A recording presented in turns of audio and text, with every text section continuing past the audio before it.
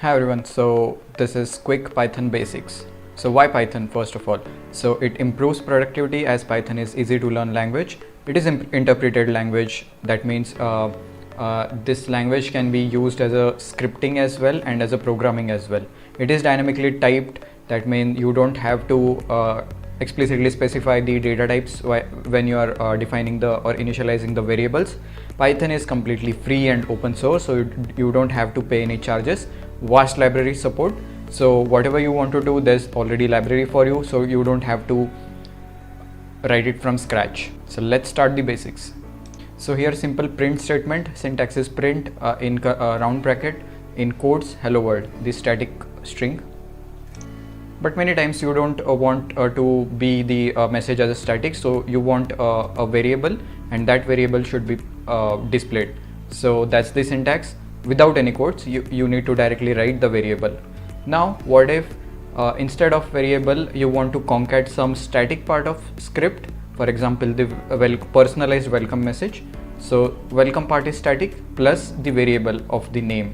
It can be written like this. So this plus symbol basically means the joining of two strings. So as var1 is initialized as a string as the value is in quotes, so that means string 1 and string 2 is joined or concatenated with each other. Now if we type any number without any quotes, and if we type a number with quotes, while displaying it does not shows any difference. But if you see the data type using the operator type, you can see that the data types are different. The plus operator in string and in int behaves differently. For string, it will join the strings, but for integer, it will directly add the integers. Now, when we try to use the plus operator, which is concat operator, with two different data types, for example, my variable 1 is string, variable 2 is int, but we are still getting the error because the data types are not same. So in that case, what we can do is we can use the cast operator to cast the variable from one data type to another data type. For example, in this case, we are converting var2 from int to string. As same of that, we can convert string to int as well. Now there is a little different in multiplication operator. So if both are integer, it is not a problem. But what if my variable 1 is string and variable 2 is integer? In addition operator, we got error, but in multiplication, we don't get the error. Instead, what it does is, it will print variable 1 in variable 2 times. That means in this case, it will print a 5 times. So as you can see the output, it does not give the error. Plus or concatenation operator gives the error, multiplication operator does not give any error if the data types are different. Now I have to concatenate multiple variables. I can do it like this one, like my friends are Ketan and Rohan. I can do it like this, but this is little complicated. So instead of that, what we can do is we can use curly brackets and complete the string, and using the dot format keyword, we can pass the variables, which is var1 and var2, and accordingly it will get replaced in the string. So this is the standard and easy format. Now let's talk about the control statement. First statement is if else statement. In this example, simply we are setting one variable, which is flag, as true or false, and if my flag equal to true colon, then condition 1, else colon, then statement 2. Okay, one thing to note, when we are using only single equal to operator, then the right value is assigned in left variable. That means the true or false will set in the flag variable. When we are using equal to, then it is comparing the right value with the left value. So whenever we are giving condition, we must use equal to, and whenever we are assigning the value, for example in line 2, then we should use single equal to. Here we are checking if flag is true, then simply print flag is true, else whatever the flag value is, if it is int, if it is string, but it is not true, then flag is false. Now we can add multiple condition as well. For example, if I want to check flag equal to true, flag equal to false, or it is something else like int or string in this case. So for that, this if else ladder is what we used. So if condition statement, elif condition statement, and the else part. So in this if else ladder, the else part is compulsory. So if we take here flag equal to 1 0 or whatever random numeric or string value, it will give flag is other. If it is true, it will give flag is true. If it is false, it will give flag is false. Now in this example, what we are doing is we have set one variable equal to 5. If flag value is true, then we are incrementing the variable value to +1, else we are doing variable equal to variable -1. That means the value of variable will be increased by 1 or decreased by 1. But this is quite simple functionality, but we are writing 4 lines for that. So how can we do it in one line? So Python provides a good way to do such manipulation in one line. So we can write if and else in one line as well. So here at the time of initializing the variable itself,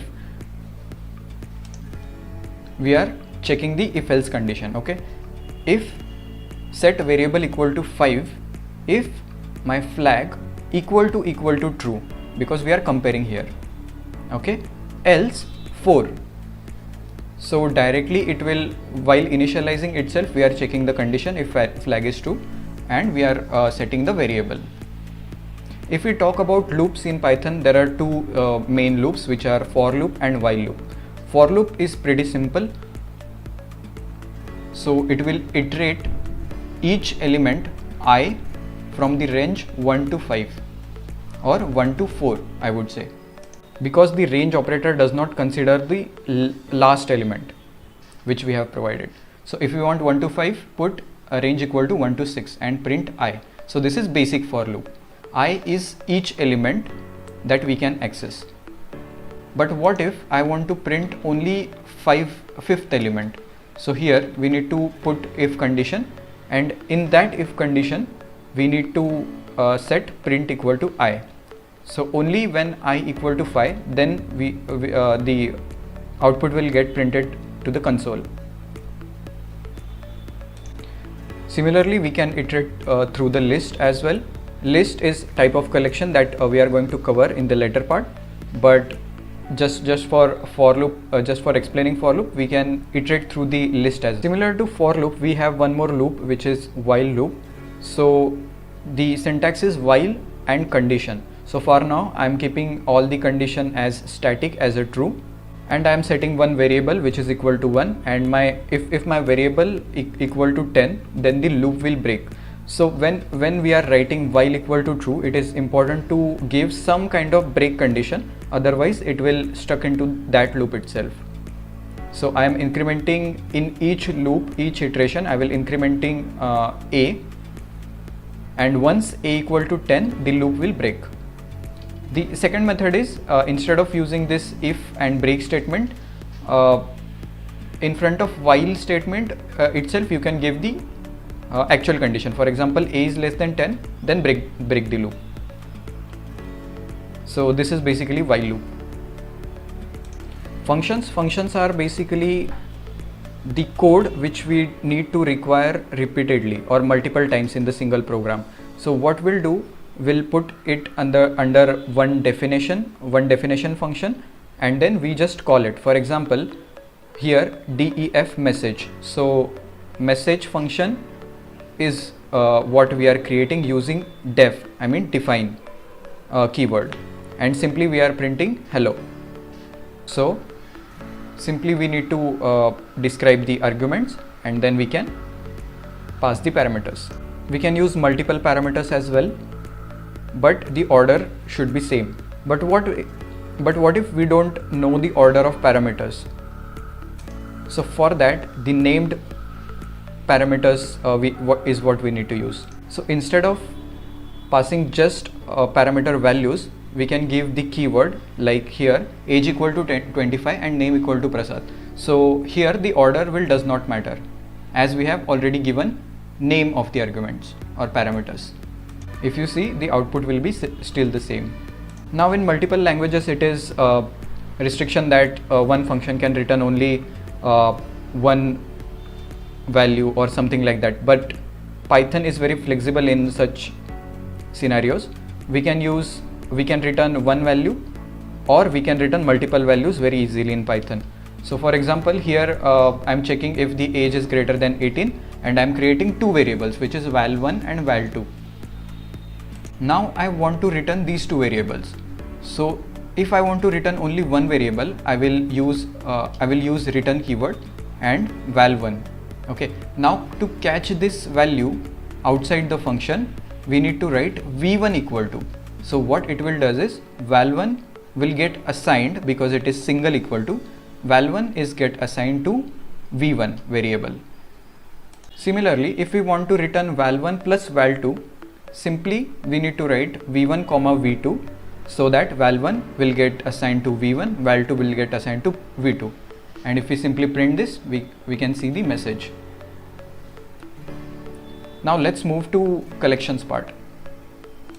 First collection is list, which is very important from interview perspective. List can be defined like in square brackets all the elements with comma separated. Okay, and for iterating the list, simply for loop for I in A, which we have seen previously.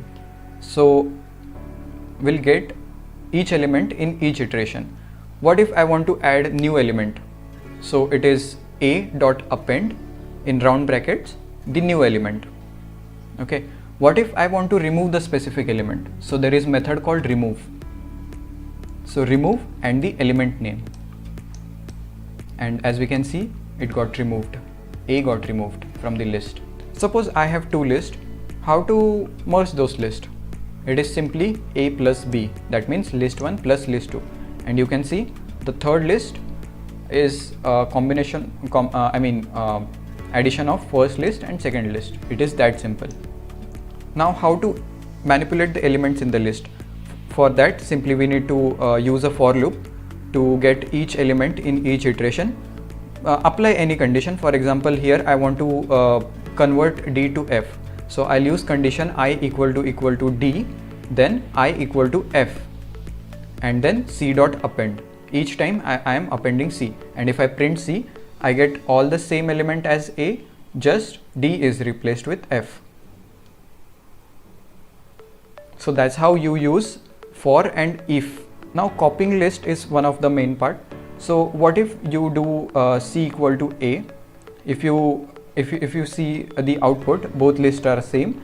But what if I remove the one element, which is C, from the list A? It got deleted from C as well. This is because when we are executing C equal to A, the reference of A's list is copied into C list. So basically C and A is pointing to the same list in the memory. These are not two different lists. These are the same list, just that the name is different. So what if you want to create C as a copy of A, but it is independent list? So there is function called a.copy. Now if you see, if we remove one element from A, it will not get deleted from B. So these are two independent lists. So that's why dot copy, list dot copy function comes into the picture.